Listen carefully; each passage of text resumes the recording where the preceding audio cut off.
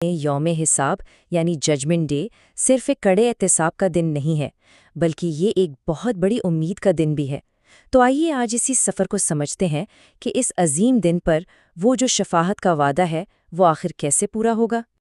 اور سب سے بڑا سوال یہی ہے کہ جب ہر عمل کا حساب ہوگا تو گناہ گاروں کا کیا بنے گا؟ اس کا جواب ہمیں شفاعت کے تصور میں ملتا ہے۔ یہ ایک ایسی الہی سفارش ہے جو قیامت کی ہولناکیوں کے درمیان امید کی سب سے بڑی کرن ہے۔ تو یہ سارا سفر شروع ہوتا ہے دنیا کے خاتمے سے، ایک ایسی ہیبتناک آواز کے ساتھ جب سور پھونکا جائے گا اور کائنات کا پورا نظام جیسا ہم اسے جانتے ہیں ہمیشہ کے لیے درہم برہم ہو جائے گا۔ دیکھیں، سور کی دو آوازیں ہوں گی۔ پہلی آواز کے ساتھ ہی ہر چیز پر فنا طاری ہو جائے گی، لیکن پھر دوسری آواز گونجے گی اور ہر روح، ہر انسان دوبارہ جی اٹھے گا، زمین سے ایسے نکلتے ہوئے جیسے بارش کے بعد سبزہ پھوٹتا ہے۔ اور پھر آتا ہے اگلا مرحلہ، میدان حشر۔ اب تمام انسانیت کو، آدم سے لے کر آخری انسان تک، ایک نئی، بالکل صاف اور ہموار زمین پر جمع کیا جائے گا، جہاں سب اپنے اعمال کا حساب دینے کے لیے کھڑے ہوں گے۔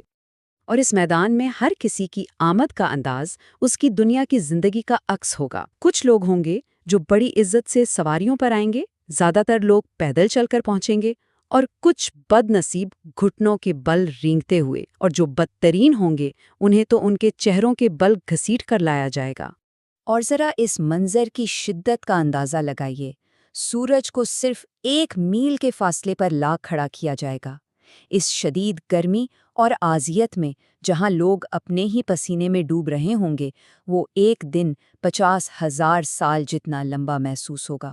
تو جب اذیت اس انتہا کو پہنچے گی تو انسانیت ایک سہارے کی تلاش شروع کرے گی۔ کوئی ایسا ہو جو خدا کے حضور ان کی سفارش کر سکے، جو اس عذاب کو ختم کرنے کی درخواست کر سکے۔ سب سے پہلے لوگ تمام انسانوں کے باپ حضرت آدم کے پاس جائیں گے۔ ان سے کہیں گے کہ آپ کو اللہ نے اپنے ہاتھ سے بنایا، آپ کو عزت دی، آپ ہمارے لیے بات کریں۔ لیکن حضرت آدم اپنی ایک لغزش کو یاد کر کے اور اللہ کے جلال سے ڈر کر کہیں گے، آج میرا رب اتنے غضب میں ہے کہ پہلے کبھی نہیں تھا، مجھے تو اپنی جان کی فکر ہے، تم کسی اور کے پاس جاؤ۔ اور وہ انہیں حضرت نوح کے پاس بھیج دیں گے۔ اور پھر یہی سلسلہ چلے گا، لوگ حضرت نوح کے پاس جائیں گے، پھر حضرت ابراہیم اور حضرت موسیٰ جیسے بڑے بڑے پیغمبروں کے پاس، لیکن ہر جگہ سے انہیں ایک ہی جواب ملے گا۔ ہر نبی خدا کے جلال کے سامنے اپنی جواب دہی کے خوف میں مبتلا ہوگا اور کہے گا، مجھے اپنی جان کی فکر ہے، کسی اور کے پاس جاؤ۔ اس سے مجمع کی بے بسی اور مایوسی اور بڑھ جائے گی۔ اور پھر جب ہر دروازہ بند ہو جائے گا، جب ساری امیدیں دم توڑ دیں گی، تب انسانیت اپنی آخری امید کے ساتھ نبی آخر الزماں حضرت محمد صلی اللہ علیہ وسلم کے پاس حاضر ہوگی۔ اور صرف آپ صلی اللہ علیہ وآلہ وسلم کی ذات ہوگی جو کہے گی، ہاں میں ہوں اس کے لیے۔ آپ صلی اللہ علیہ وآلہ وسلم انسانیت کی اس فریاد کو قبول کریں گے، اللہ کے عرش کی طرف بڑھیں گے اور سجدے میں گر جائیں گے۔ اور اسی سجدے کی حالت میں اللہ تعالیٰ کی طرف سے آواز آئے گی، اے محمد اپنا سر اٹھاؤ، مانگو، جو مانگو گے عطا کیا جائے گا، سفارش کرو، تمہاری سفارش قبول کی جائے گی۔ یہی وہ عظیم لمحہ ہے جسے شفاعت کبریٰ یعنی سب سے بڑی شفاعت کہتے ہیں، اور اس کے بعد ہی حساب کا عمل شروع ہوگا۔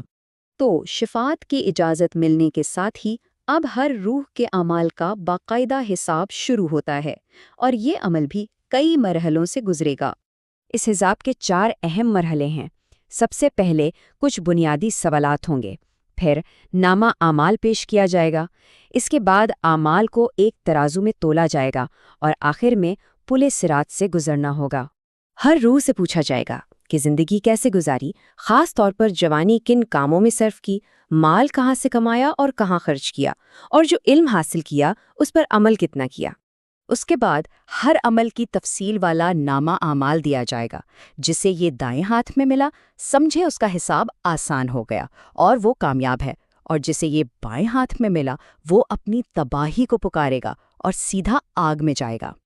پھر ایک بہت بڑا ترازو لگایا جائے گا جس میں نیکیاں اور برائیاں تولی جائیں گی، اور اس کے بعد سب کو پل صراط سے گزرنا ہوگا، ایک ایسا پل جو جہنم کے اوپر بنا ہے اور جو بال سے زیادہ باریک اور تلوار سے زیادہ تیز ہے۔ جو ایمان والے ہوں گے وہ اپنے اعمال کے مطابق رفتار سے اس پل کو پار کر لیں گے، کچھ تو بجلی کی تیزی سے، لیکن جو کافر اور منافق ہوں گے وہ اس پر ٹک نہیں پائیں گے اور سیدھا نیچے جہنم کی آگ میں جا گریں گے۔ لیکن بات یہیں ختم نہیں ہوتی۔ نبی اکرم صلی اللہ علیہ وآلہ وسلم کی رحمت اور شفاعت کا سفر یہاں بھی جاری رہتا ہے۔ وہ اپنی امت کے ان گناہ گاروں کو نہیں بھولتے جو آگ میں گر چکے ہیں، وہ ان کے لیے بھی فریاد کرتے ہیں، میرے رب، میری امت، میری امت۔